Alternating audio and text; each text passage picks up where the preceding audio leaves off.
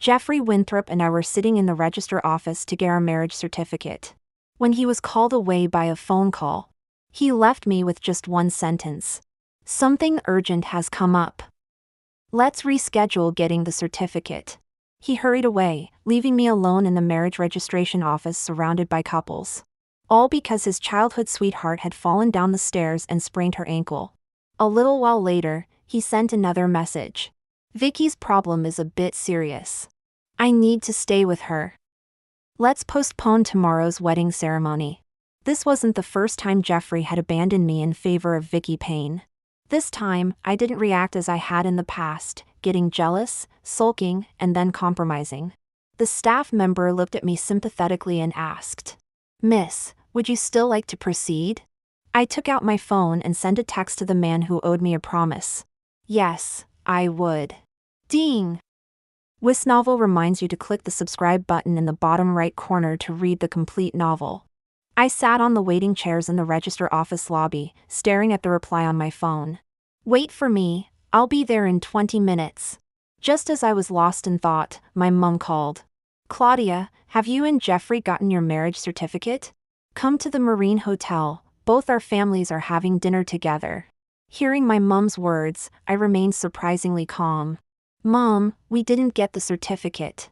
Vicky twisted her ankle, so he went to the hospital with her." I wasn't particularly upset because it had happened too many times. I was used to it. My mom was furious when she heard this. She had been a force to be reckoned with in the business world for years, and hadn't lost her temper like this in a long time. Changing the time? Does he think he can just change it on a whim? We've invited distinguished family friends, are all these people just playing house with him? If this gets out, he should think about you. She suddenly paused for a moment. Then, she seemed to remember my persistence and compromises over the past few years. She sighed. "Claudia, what do you think?" "Mom respects your decision." My previously calm expression crumbled upon hearing these words from my mom. I hung up the phone. Over the years, I had done many foolish things for Jeffrey, and compromised many of my principles for him. We met, got to know each other, and fell in love during university, spending a wonderful time as students together. After graduation, since both our families were local, we started planning our engagement. Everything seemed to be going so smoothly. For a while, I thought I was the happiest person in the world. Until Vicky Payne appeared. One day after our engagement. We had planned to watch a movie together. But as soon as we met, he was called away by a phone call. From that point on, him being called away became the norm. He explained to me. His childhood friend had returned to the country and he needed to pick her up. Her family had gone bankrupt. Her parents had died in a car accident, leaving her as the only orphan. She was in a pitiful state. Her parents had been very kind to him when they were alive. Her name was Vicky Payne. From that day on, Jeffrey was frequently called away. And the time we spent together became less and less. He loved Lego, so I spent a fortune buying a limited edition set, and painstakingly assembled it over half a month before eagerly presenting it to him. Seeing his joy, I felt satisfied too. However, what he liked, Vicky also liked. She asked him for it with a grin, and although he was reluctant, he gave it to her. When I found out, I was heartbroken and cried in secret. "The next time we met," he explained. "She's a friend, it's hard to refuse her. Don't overthink it, I don't have any other feelings for her. I'll build you one another day." Just like that, I was placated. He was a very good person, considerate and attentive to everyone. About 6 months into our engagement, we went hiking with friends, and Vicky was unexpectedly among them. This wasn't the first time I had seen her, but it was the first time I clearly understood her intentions. Halfway up the mountain, we two fell slightly behind, and Vicky suddenly bumped into me, seemingly by accident. We both fell off the steps and rolled down the hillside. My arm hurt terribly, I couldn't lift it at all. I turned my head to look at Vicky, confused and angry. But she leaned in close and whispered in my ear. "Claudia, if I said you bumped into me, who do you think Jeffrey would believe? Would he help you first, or me?" When Jeffrey and a few friends heard the commotion and hurried over, I saw Vicky quietly sobbing with tears in her eyes. Claudia, maybe she was tired from climbing and lost her balance, accidentally bumping into me. She then glanced at me timidly. I wanted to explain and looked up at Jeffrey, but suddenly felt frozen in place. He didn't believe me. He picked up Vicky and looked down at me. Claudia, don't be unreasonable. Right, just because I had made a fuss about Vicky a couple of times before. Now everything was my fault. Unreasonable? I never thought this cliché would be used on me. That day, I watched him carry Vicky away. Our friends were also a bit at a loss, offering various words of comfort. Claudia, we believe you're not that kind of person. That's right, don't be angry. Jeffrey just saw that Vicky's scrapes were serious. Her hands were covered in blood. I shook my head. It's fine, you all continue climbing. I'll head down first. One friend was going to accompany me down. I refused, there was no need to spoil everyone else's fun. No one saw that my arm was dislocated, the flesh raw and bloody. I endured the pain and made my way down the mountain. I called 999 myself. While waiting for the ambulance, I lost consciousness from exhaustion. Just before closing my eyes, I heard a slightly panicked voice. Claudia! Claudia! I lifted my head as the voice from my memory overlapped with the one in my ear now. Looking bewildered at the newcomer. Stephen Watson. The helmsman of Watson Group, orphaned at a young age. Not only protected his parents' business but also took Watson Group to new heights. He was at the pinnacle of their wealthy circle. My acquaintance with him was an accident. When I visited my grandmother's house after graduating from 6th form. There, I happened to save his life once and stayed with him while he recovered.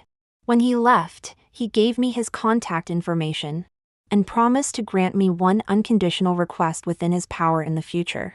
After that, our families would occasionally interact, and we would often meet, gradually becoming familiar. When did we grow distant? It seems that since I told my family about my relationship with Jeffrey Winthrop, we hadn't seen each other for 2 or 3 years. When I sent him a message, I was actually nervous. After all, he was unpredictable and aloof. But looking at the entire circle, he was the only one I could think of. The Winthrop family's influence was not small. And besides him, no one would dare to marry me at this time. I didn't know if he had changed his contact information. I didn't know if he still remembered that promise. So now, looking at this cold and handsome man before me, wearing a tailored suit, seemingly having rushed over from a business engagement, my eyes reddened slightly, my vision gradually blurred by tears. I seemed to hear Stephen sigh, reaching out to gently wipe away the tears on my eyelashes. Why are you crying? Didn't you ask me to come and register for marriage? Having second thoughts? I shook my head and pulled him into the register office. Amidst the staff's surprise, we handed over our documents. And it was done in just over 10 minutes. So getting married was this quick. But even for these 10 or so minutes, Jeffrey Winthrop wasn't willing to wait with me. Or perhaps he wasn't willing to let his little childhood sweetheart wait. Standing at my front door, I stared at the marriage certificate in my hand. I took a deep breath. As soon as we left the register office, Stephen hurried away. He mentioned something about an important government tender he couldn't miss and needed to rush to. Before leaving, he looked at me with deep eyes. Don't worry, the wedding ceremony tomorrow will go ahead as planned. I nodded. When I texted him earlier, I had explained everything in detail. As I was about to call my driver, my phone rang. It was Jeffrey. His voice, as always, was gentle when I answered. Claudia, I'm sorry. I thought he was apologizing for leaving me at the register office and canceling the wedding. Just as I was about to respond, Vicky Payne's sweet voice came through. Claudia, I'm so sorry. I accidentally ruined your wedding dress. I'm really sorry, Claudia. Then came Jeffrey's soft, comforting words. It's all right, don't cry. Claudia isn't the type to make a fuss about these things. Then he spoke to me again.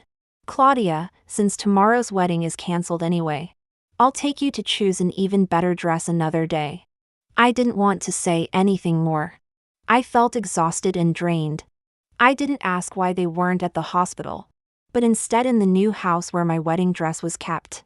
I didn't ask if Jeffrey had forgotten that the dress was one we had designed together since university, with special meaning. I didn't ask anything. There was no point anymore. I was already married, wasn't I? The time I spent with Jeffrey, I won't deny, was happy. During university, it was even blissful. I also won't deny Jeffrey's sincerity towards me. Eyes don't lie. But that sincerity wasn't reserved for me alone. Ever since Vicky appeared, I was no longer his favorite. I still remember one gathering. Because I'm not good with alcohol. I felt a bit tipsy after a few drinks and went to the loo. When I came back, I overheard that drunken statement. Jeff, I won't marry anyone but you in this life.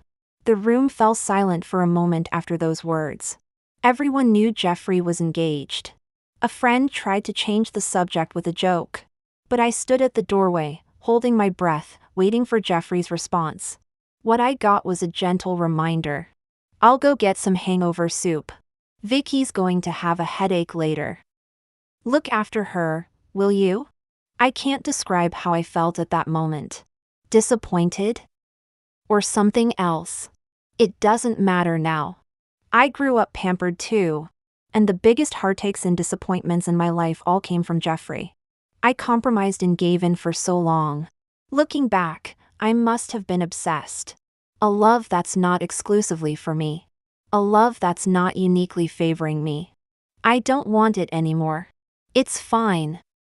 If it's ruined, then let's just forget about it. Throw it away. Hearing my calm, emotionless tone, Jeffrey was taken aback. No jealousy, no complaints, no imagined argument. He should have been relieved. But for some reason, a wave of panic surged in Jeffrey's heart. Anything else? I asked, not wanting to continue this pointless conversation. Jeffrey opened his mouth, then fell silent. No, that's all. Just as I was about to hang up, Vicky's voice faintly came through. Jeff, look, is it okay if I pack these clothes for you? I ended the call without expression. Jeffrey hurriedly looked at his phone when he heard the sound, feeling uneasy as he saw the call had ended. He looked up at Vicky with displeasure. I don't need you to pack my clothes. I'll take you there. I'll be back as soon as you're settled. Vicky's eyes instantly filled with tears. Jeff, I only have you now. Are you going to abandon me too, not care about me anymore? Jeffrey's eyes softened. I won't stop caring for you, but Vicky, you need to learn to be independent. I'll take you there, but I'm getting married too. If it weren't for your urgent injury, I would be marrying Claudia tomorrow. A flash of hurt crossed Vicky's eyes, then turned to determination. As I watched the Maybach pull up in front of me, I stepped aside, slightly puzzled. The car came to a stop. A man in his 40s got out and approached me. He smiled warmly. Are you Miss Brown? I nodded. And you are? It turned out he was the driver Stefan had sent to take me home. I couldn't help but smile to myself. Perhaps this marriage wouldn't be so bad after all. When I arrived home, I was greeted by my mother's exasperated scolding. As she seemed to be gathering steam, I quickly pulled out the still-warm marriage certificate, successfully quelling her anger. Dad, sitting by the piano, gave me a thumbs up. I lifted my chin proudly. Mom muttered, but I thought that Winthrop boy was going to. Mom's eyes widened as she looked at the certificate, then at me, then at Dad. What's this? Seeing my usually decisive mother in this state, Dad came over too. After seeing the name and photo on the marriage certificate, he wore the same expression as Mom. What the hell? I calmly sat down on the sofa and asked the housekeeper for a glass of lemonade. Mom and Dad sat down beside me, carefully asking, Darling, what's this about? I nodded. Mom, Dad, I'm not marrying Jeffrey Winthrop anymore. I wouldn't be chasing after him anymore, getting jealous or throwing tantrums. As I finished speaking, my parents' faces showed surprise, then a hint of joy. Darling, have you come to your senses? I nodded solemnly. Yes, I've already registered my marriage with Stefan. Dad's face instantly lit up with joy. You should have realized sooner, darling. That Jeffrey Winthrop is all looks and no substance, a right player. I never liked him. Mom waved the marriage certificate. But darling, what about tomorrow's wedding? I looked up at Mom. The wedding will still go ahead tomorrow. This marriage still needs to happen. The Brown family has been in business for generations. And I can't let our reputation be ruined by my actions. After graduating, I didn't join the company. I've already humiliated myself enough by chasing after him for so long. Getting jealous and arguing. After dinner, I sorted through the wedding gifts sent over by the Winthrops. Jeffrey had put a lot of thought into our wedding, carefully selecting the best gifts. He had been so attentive. Yet in the end, he still abandoned me for Vicky. My phone rang. I opened it to see. It was Jeffrey. The October evening had grown chilly, with stars twinkling in the night sky. A gentle breeze carried the fragrance of flowers and greenery from the garden, creating a pleasant atmosphere. I opened the gate and immediately spotted the man standing under the streetlight. He looked just as he did when we first met. Handsome features and a clean, refreshing aura. When he saw me, his eyes seemed to light up.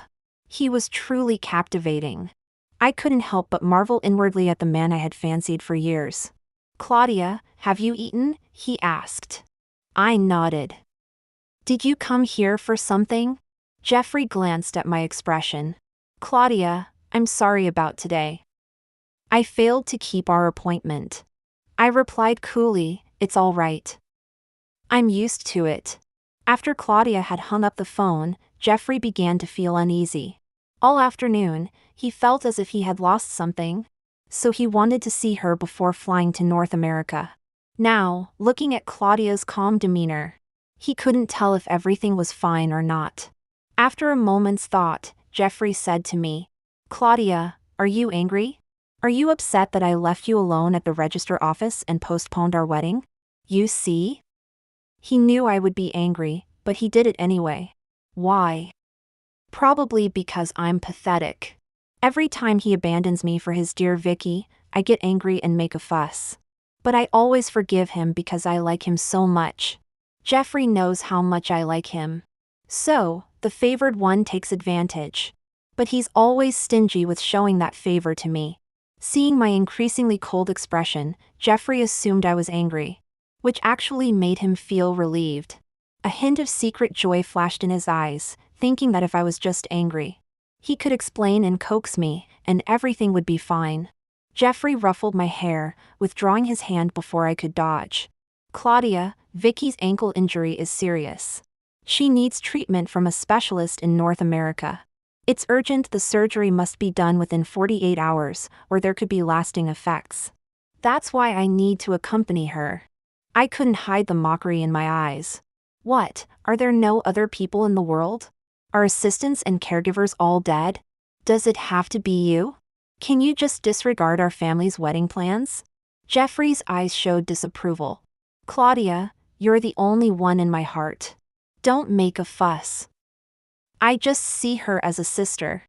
I'm worried about her being alone in a foreign country. Once I've settled her in, I'll come right back.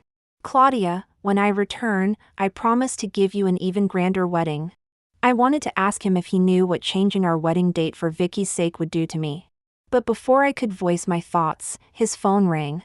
It was Vicky, with her personalized ringtone. She had even bragged about it to my face. When Jeffrey heard about it at the time, he had casually said, "Claudia, she set that herself on my phone when she was in secondary school. You can set one too if you want. I'll know it's you as soon as I hear it." At that moment, I thought, so early, huh? For Jeffrey, Vicky could freely use his phone. For Jeffrey, Vicky had always been special, long before I came along. Even though I had been in his life earlier, Jeffrey's favoritism had always been for Vicky. I was never the only exception. I didn't set a ringtone. I didn't want something that belonged to someone else. Looking back now, it's almost funny. It's as if I'm the third wheel. After all, he's the man I've liked for so many years. When I came downstairs and saw him, my heart still skipped a beat involuntarily. Now, I watched him answer the phone, listening to Vicky's whiny voice on the other end. "Jeff, where are you? The plane is about to board." Jeffrey soothed her gently. "Vicky, be good and sit still. Mind your foot. I'll be there soon." After coaxing her for a while longer, he hung up and looked at me a bit awkwardly. He glanced at the time. "I have to go, Claudia. There's no time left." I watched his anxious expression and began to speak. "Jeffrey, I've already dash." Beep beep beep. The car horn interrupted my words, but Jeffrey seemed relieved. He stepped forward and hugged me tightly. "Claudia, wait for me. Wait for me to come and marry you later." Then he quickly left. I didn't say anything more. There would be no later. Jeffrey got into the car and looked back at the girl standing alone under the streetlight. His heart suddenly ached. Then came an endless panic, screaming at him to get out, to hold her, to tell her he wasn't going to North America. As the figure grew smaller in the distance, just as he was about to say stop the car, his phone rang. It was Vicky. Jeffrey fell silent. The wedding was about to begin. I gazed at my reflection in the mirror, mesmerized by the elegant white gown and delicate veil adorning my figure. It was quite different from the modern ceremony Jeffrey and I had initially planned. This traditional English wedding was arranged by Stefan just last night. Yesterday, as I watched Jeffrey walk away without looking back, I felt a momentary pang of sadness, but mostly relief. It was clear that I had never been his unwavering choice. I decided to let it go. Just as I turned to head home, I spotted a car around the corner, followed by a line of vehicles. Stefan stepped out, leading a group of people carrying various items. I felt a mix of nervousness and confusion, wondering if he had seen Jeffrey and curious about his sudden appearance.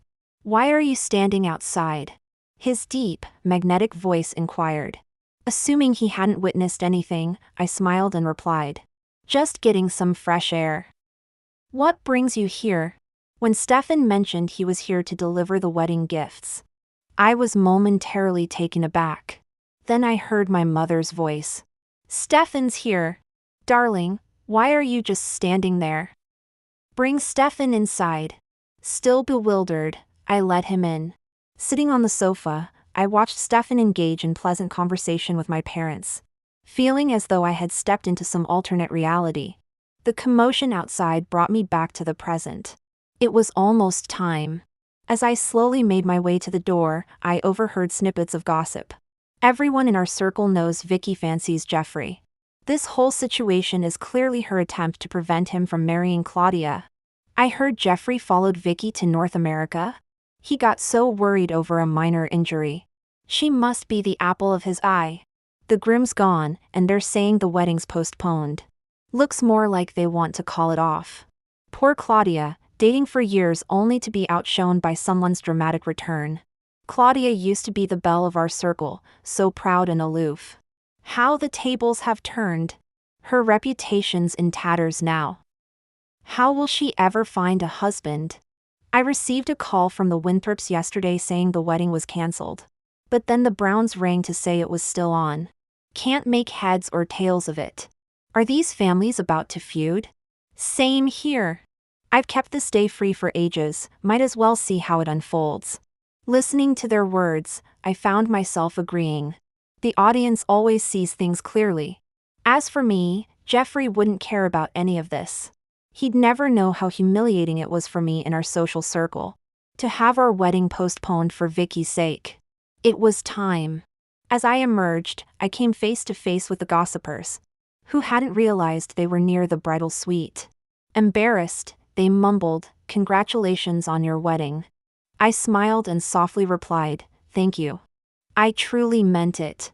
Thank you for helping me see that I was nothing but a fool in this charade." The guests, unaware of the change in groom, were eager to see how I would handle the situation. When Stefan appeared in his groom's attire, the room fell silent in shock before erupting into a cacophony of whispers. His cool, deep voice cut through the noise, silencing the crowd.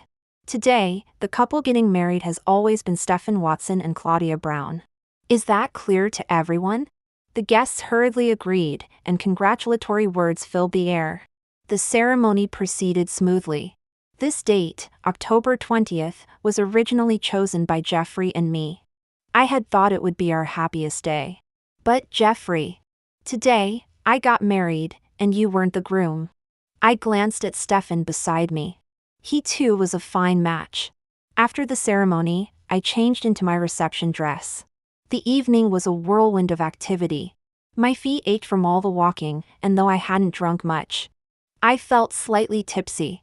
By the end of the reception, Stefan practically had to carry me to our room. Too exhausted to think, I indulged in a relaxing bath before collapsing onto the bed, unable to move. Who knew getting married could be so tiring? The door opened, and I saw Stefan enter the bathroom with his sleepwear. I sat up abruptly, suddenly remembering I wasn't alone in the room. This was my new husband, and tonight was our wedding night. The thought made my cheeks flush. When he emerged from the bathroom, I snuck a glance, relieved to see he was decently covered. I felt him approach, my hands unconsciously gripping the bedsheets tighter. He came so close I could feel his warm breath on my ear, followed by a soft chuckle. I looked up, meeting his eyes filled with amusement. He gently pried my hands from the sheets. "Don't grip so hard, you'll hurt yourself." I awkwardly averted my gaze. Stefan stood and walked to the other side of the bed. Our marriage was rather sudden. "I know you're not fully prepared. We'll take things slowly. I won't change my mind, don't worry."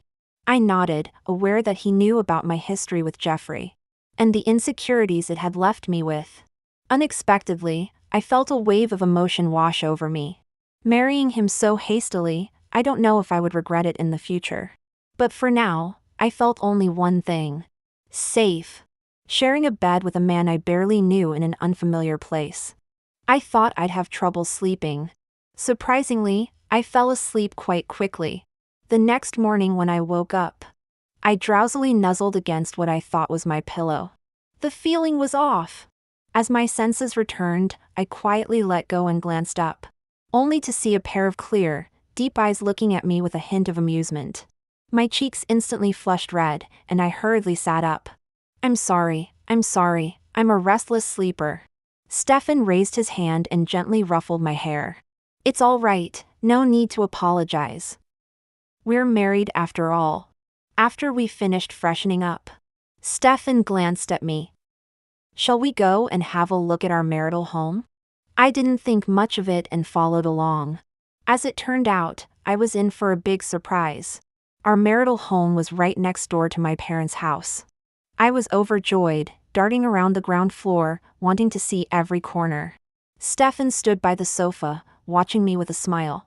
I thought I'd be depressed for a long time after letting go of Jeffrey. But in reality, the fondness that had been slowly worn away left me feeling more wistful and relieved once I'd moved on. A week after the wedding, Jeffrey hadn't contacted me once, which was a bit disappointing.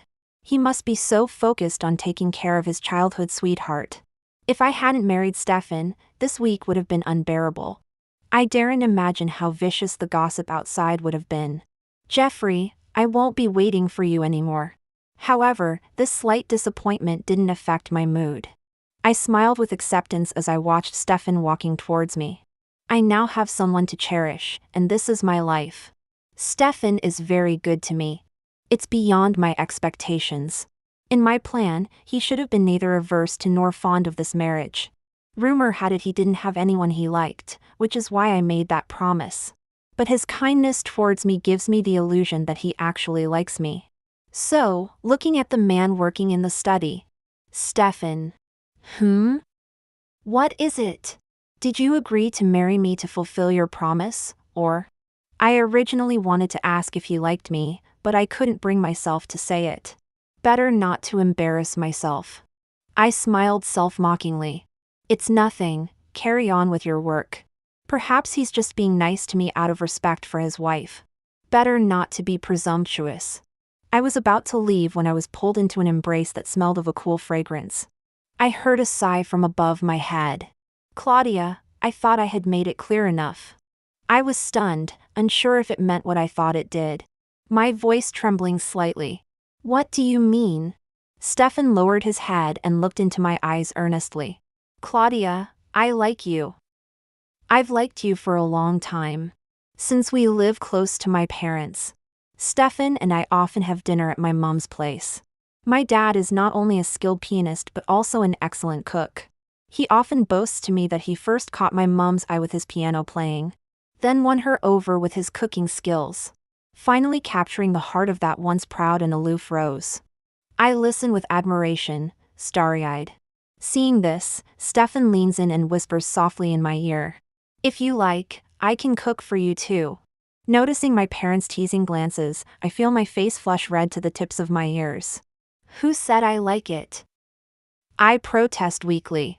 Ever since Stefan confessed his feelings that day, we've grown much closer.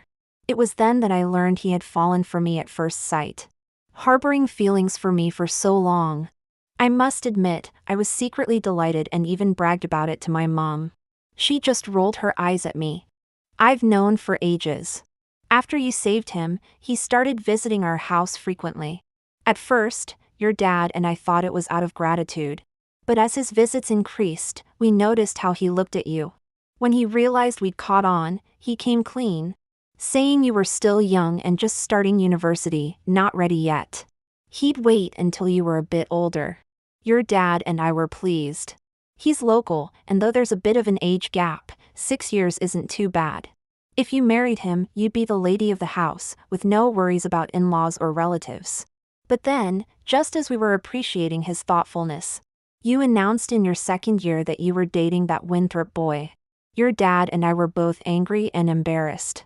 When you announced your relationship, he came to our house once. He said that since you had someone you liked, he'd step aside and asked us not to tell you. After that, he stopped visiting, though he still sent gifts. With such a perfect example, how could we approve of that J.E. What's his name? Apart from his good looks, what did he have? Indecisive, easily swayed, complicated family situation. If it weren't for how he treated you, we wouldn't have let him set foot in our house. And even that one good point. She trailed off. How long has it been, and he's already cast you aside?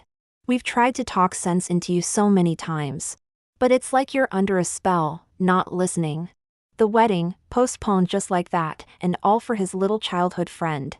I had come to brag, but I hadn't expected all this. No wonder my parents didn't say much when Stefan and I registered our marriage. And why they seemed so familiar with him. But now it had turned into a lecture about me. As I saw my mom getting more and more worked up, about to lose her temper, I had a quick idea and pointed towards the door. Stefan! My mom stopped mid-sentence, and I quickly darted out of the room. After looking around and not seeing anyone in the living room, I went outside. I spotted Stefan and my dad having tea in the small pavilion in the garden. I walked over to them. Without a word, I tugged at Stefan's arm, ready to leave. Though confused, Stefan stood up, following my lead. He glanced back at my dad, who waved his hand dismissively, and then left with me. I clung to his arm as we walked. Noticing my low spirits, Stefan asked softly, "Are you upset?" I shook my head, not knowing what to say. He raised his hand and pulled me into an embrace. Just then, an angry voice rang out. "What are you doing?"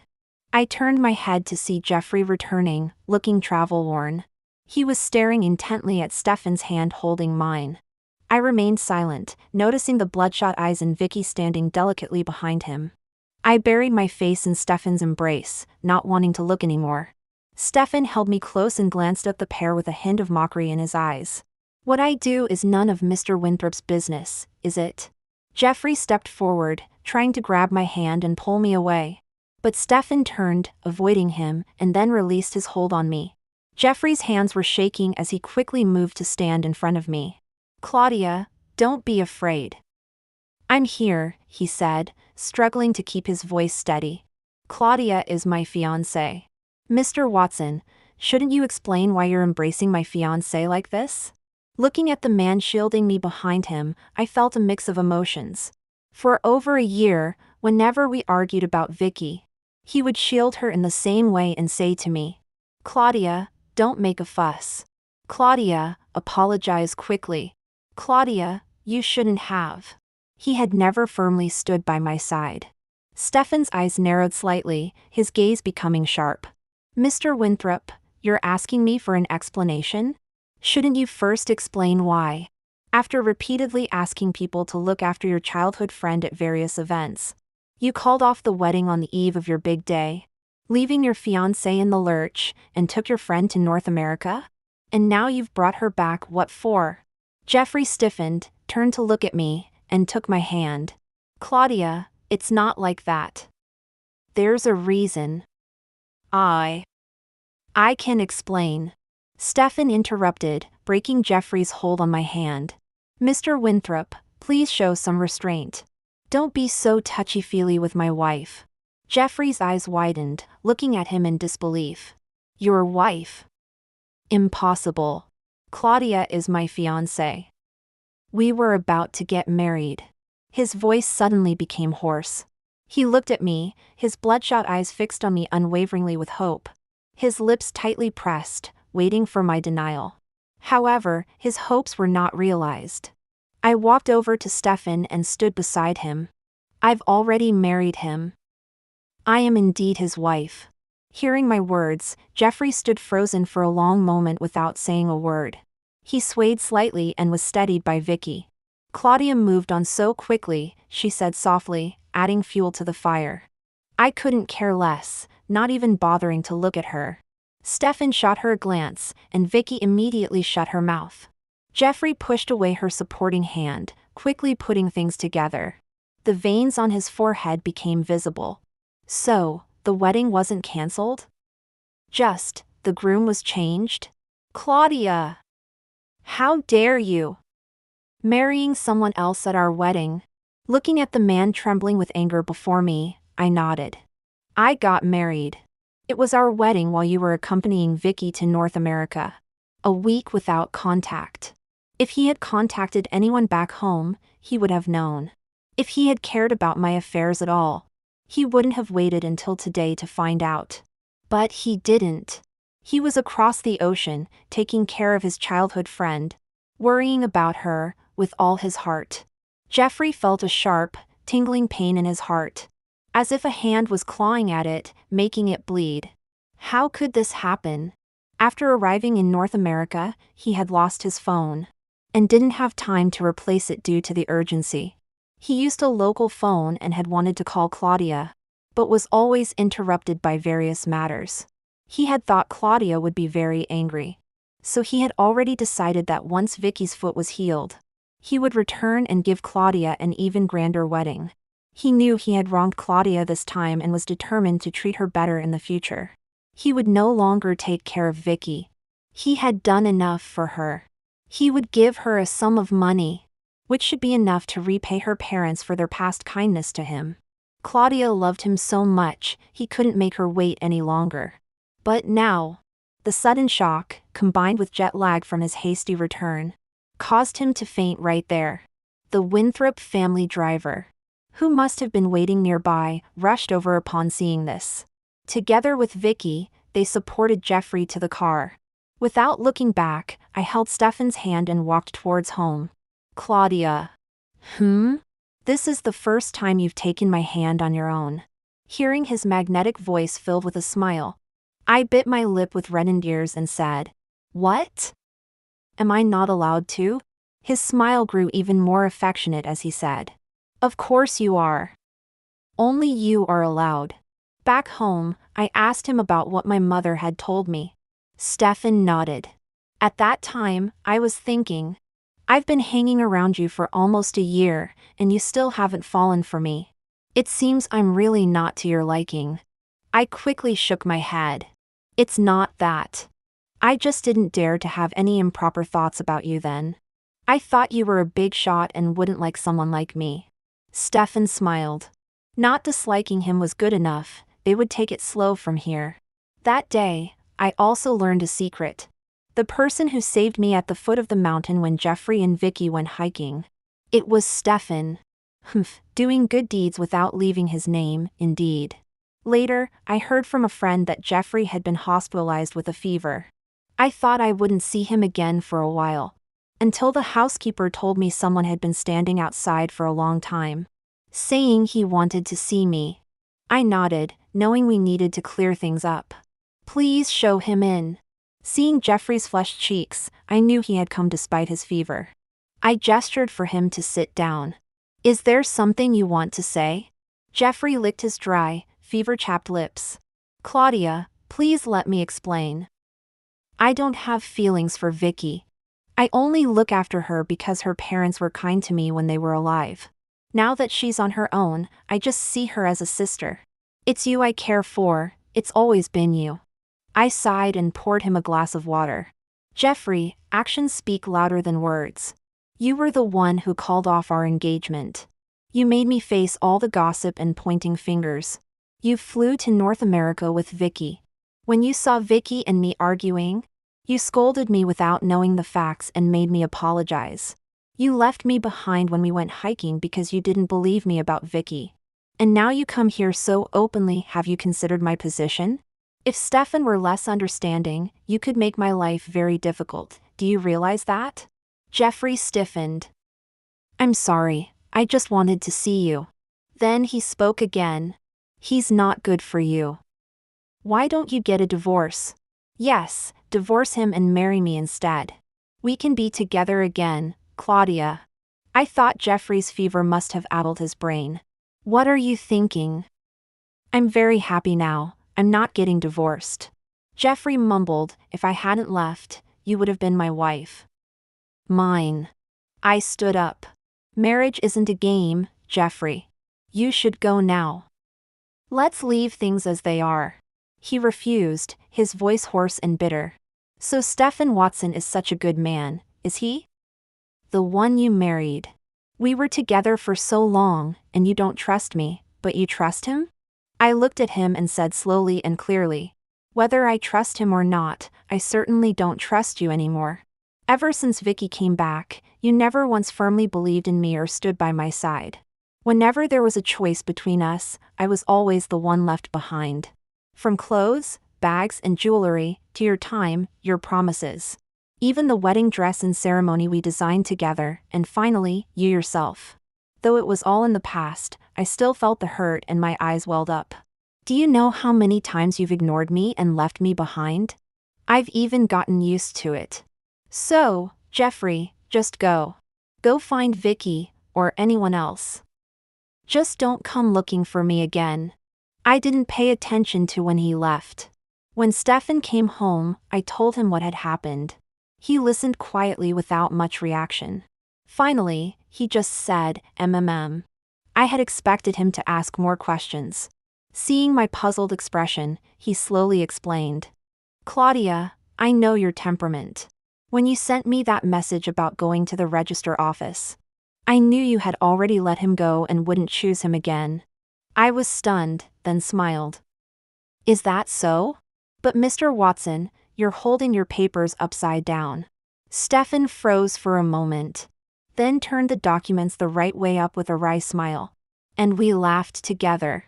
A few days later, while shopping for clothes with my mom, we ran into an old family friend who immediately started gossiping with her. Apparently, after Jeffrey recovered from his illness, he locked himself in his room and started drinking heavily. He wouldn't open the door for anyone. That was until someone sent him a voice recording revealing that Vicky's foot injury wasn't nearly as severe as claimed. She had bribed the hospital to falsify her medical records. Jeffrey confronted Vicky, and they had a massive row. He cut off all her financial support and blacklisted her in the industry. It turns out Vicky hadn't even finished her degree while studying abroad. Without proper qualifications and now blacklisted, she's struggling to make ends meet. Jeffrey's grandfather disapproved of his poor judgment and temperament, considering it embarrassing. He demoted Jeffrey to a subsidiary company in a remote town, effectively crushing any future ambitions he might have had for power within the Watson Group. I never expected to see him again before he left. We met at a party where I was attending with Stefan. The atmosphere was bustling, and Stefan was caught up in socializing, unable to break away. I decided to step out for some fresh air. It wasn't long before I saw Jeffrey standing beside me. He looked noticeably thinner and more haggard. Claudia, I'm leaving in a couple of days. I came today just to see you one last time, he said. I see. I wish you all the best, I replied. Jeffrey's eyes reddened, his voice hoarse. I've been thinking a lot these past few days. I've been terribly wrong for so long, causing you so much pain. I'm sorry, Claudia. I'm truly sorry. I nodded. Yes, it's all in the past now. Have you finished? Jeffrey pressed his lips together, his voice choked. Yes. We stood in silence for a long while. Back in university, we always had endless conversations. After graduation, during our rare moments alone, I was the only one with endless things to say. Now, I remained silent, and he didn't know what to say either. We had finally reached the point of having nothing left to say to each other. I turned and walked away, following my own path towards the light at the end. There, I saw Stefan in his bespoke silver-gray suit, leaning casually against the staircase.